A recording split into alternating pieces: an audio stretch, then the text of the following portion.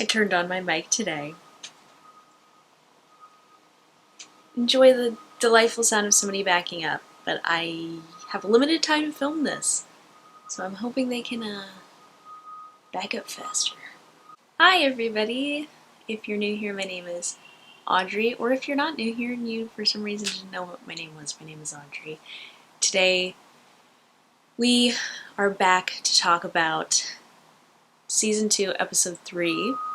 Welcome to Friday morning in Manhattan. We're street cleaning and picking up garbage and all that sort of thing because we're really disgusting. And every morning, they like to make us look like we're not a disgusting trash heap.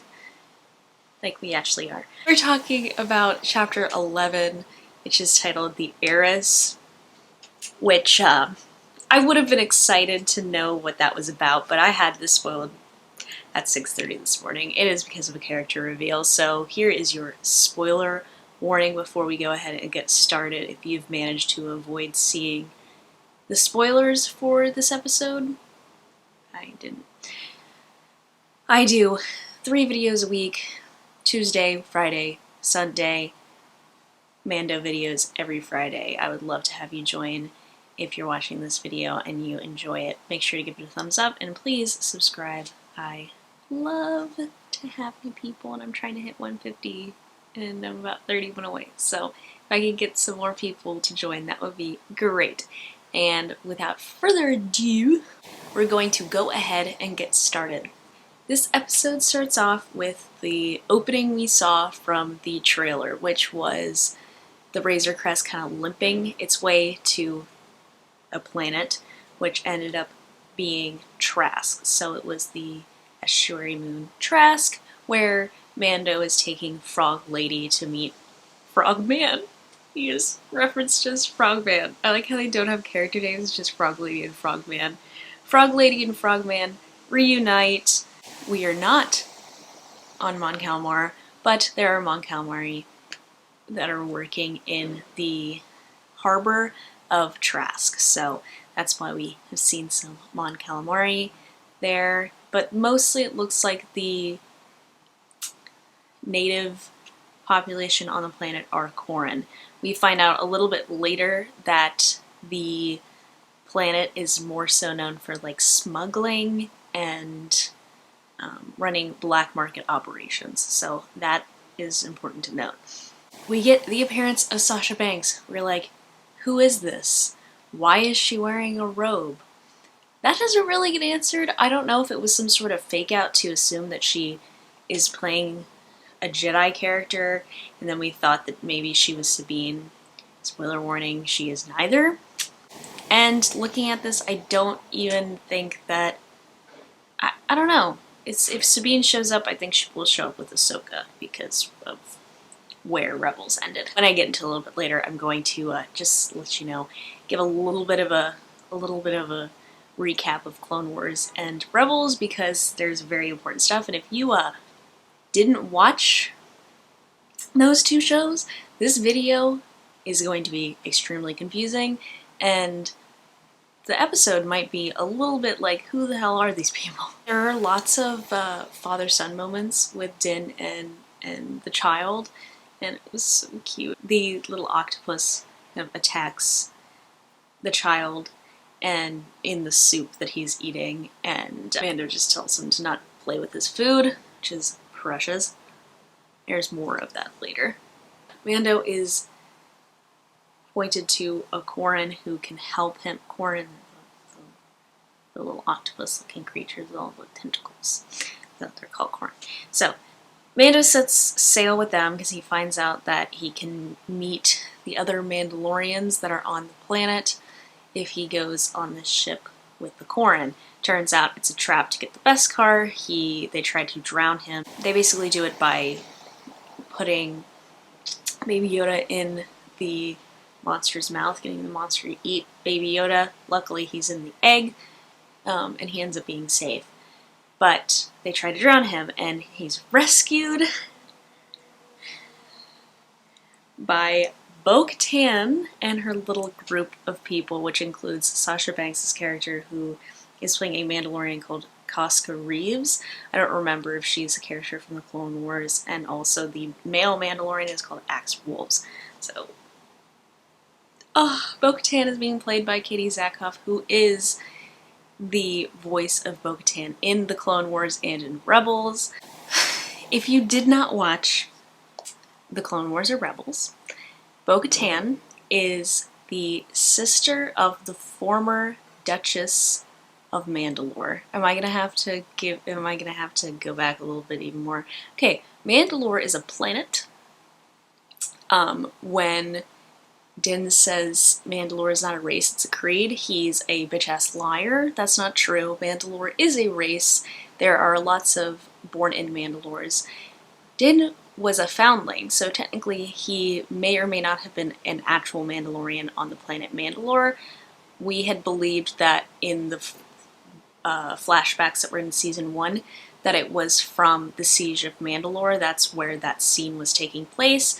The Siege of Mandalore was back when Ahsoka and her group of clones tried to take back the planet Mandalore because Bo-Katan's sister Satine, Duchess Satine, was on the throne of Mandalore but was a peacekeeper delegate and did not take a side in the Clone Wars, which led to her demise, ultimately. They did not want to ally themselves with the Republic because the Republic are monitored by Jedi. Jedi and Mandalorians do not get along, although there, are lots of cases of that not being true. So Jedi and Mandalorian do not get along because of history. A long time ago, there was a Mandalorian that was a Jedi. He is known as Mandalore the Great. He had the Darksaber, which Bo-Katan is seeking. Essentially, if you get the Darksaber, you are going to be in charge of Mandalore. Like, you will be able to rule. So, Duchess Satine got killed by Darth Maul in a coup. Yes, Darth Maul is still alive. Darth Maul took over the planet, basically, and was running it with Death Watch. They sieged the planet and took further control. Then we have Rebels. The planet got completely wiped out, pretty much, and taken over by the Imperials. That's where Sabine Wren comes in. You have that in Rebels. And that's why we're talking about how Mandalore is a wasteland and that planet is cursed, because it is consistently war-torn as a group of people who are warriors. It makes sense that their planet is war-torn.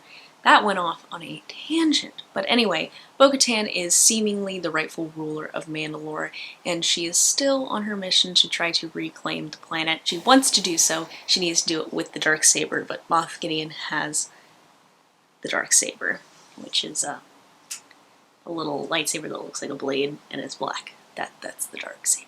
We finally figure out why the Mandalorian is insisting that he doesn't take off his helmet, although that is clearly not a thing with Mandalorians. So again, if you hadn't watched Clone Wars or Rebels, you would know that that's bogus and that you can take off your helmet. It does not really matter.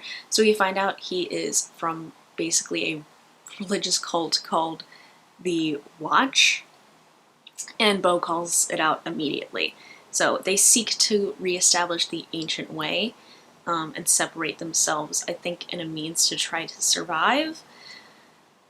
But does this mean that we could see Din take his helmet off? Maybe, who knows? But he at first tries to be like, yeah, y'all aren't Mandalorian, but Bo is more Mandalorian than he is. Like, she is from a line. There's more little cute dad moments.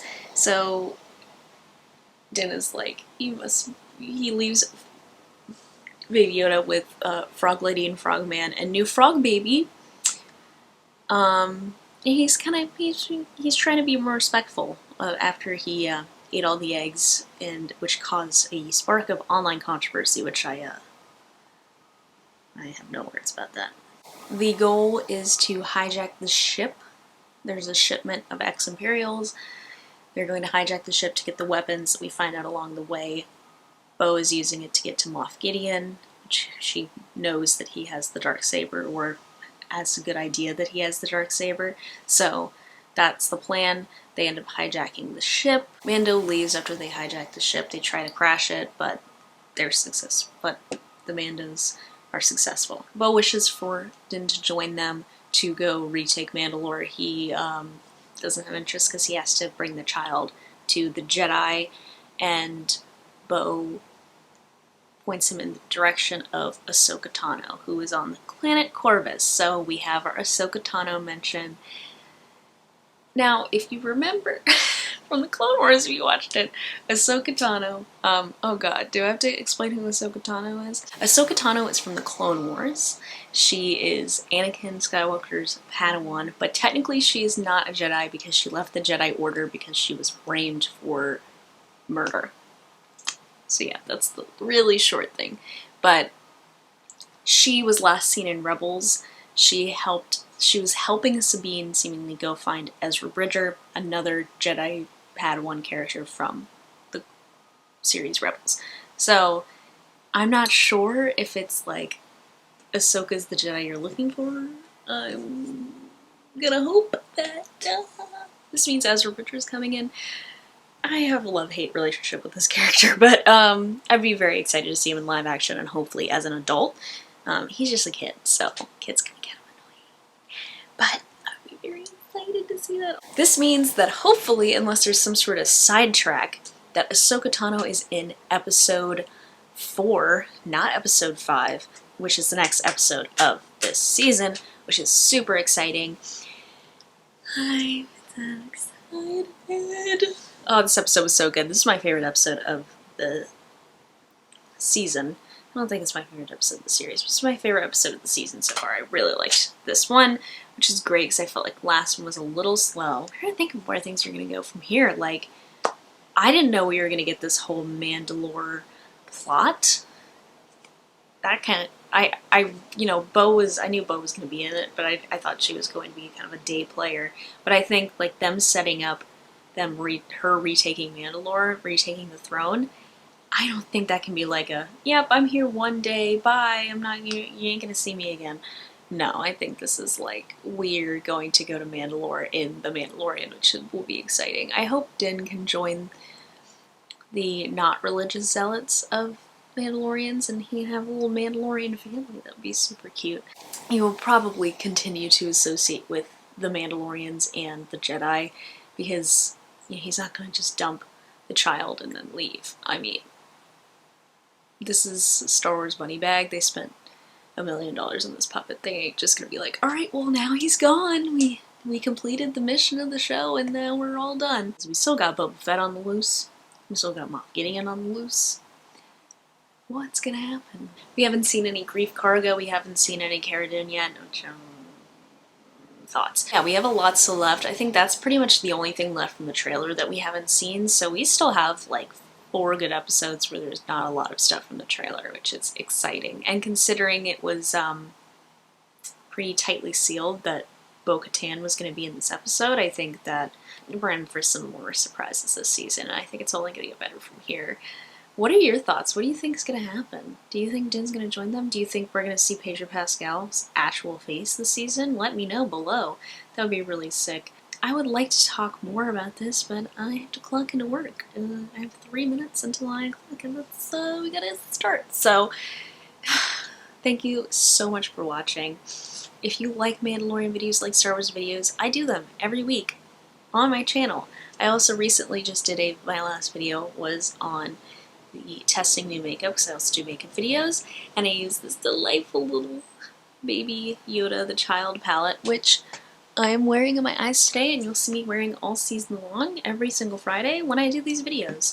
So you can see my full thoughts on that in the video from Tuesday. Thank you guys so much for watching. I hope you're staying safe out there, and I will see you in my next one. Bye.